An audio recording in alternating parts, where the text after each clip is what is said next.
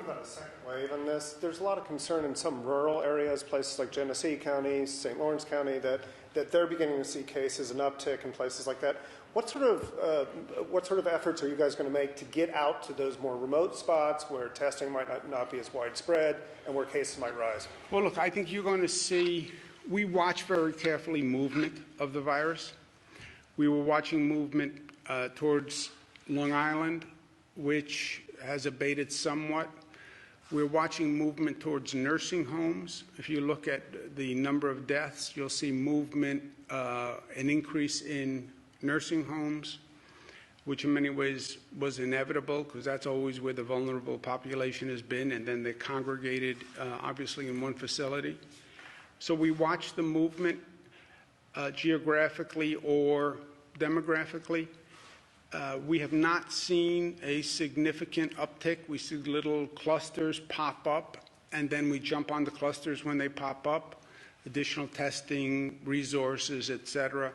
When we talk about that surge and flex, you know, it works both ways. It was downstate. We're now stabilized on the imminent threat to the capacity of the healthcare system.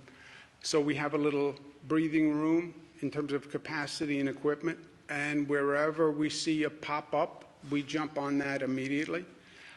I think you will see more growth in less populated places. The virus first hits in the most dense locations, right? Why New York City? It is one of the densest places in the country. Just in terms of concentration of people in a small area of space, right?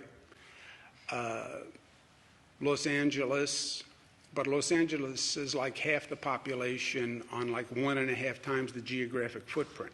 It's the density in New York City. Everybody going into the transportation system, walking down a block in New York City, you can't do that in social distance. It's practically impossible if everything was open. So that was the first wave, if you will. I think you're going to see that move, and there'll be more growth in more suburban communities, rural communities, especially in what they call these super spreader situations, which we learned in New Rochelle. New Rochelle in Westchester had the highest cluster. Why? It's in Westchester. It's a suburban community. You don't have that density that you have in urban areas. One person going to a gathering with 300 people. That's why the gatherings, canceling St. Patrick's Day, which I took a lot of grief on, was so right in retrospect. One gathering, I mean, a lot of people can get infected. And that can happen in any suburban community, any rural community. So whenever we see it, we will be there. We will be there.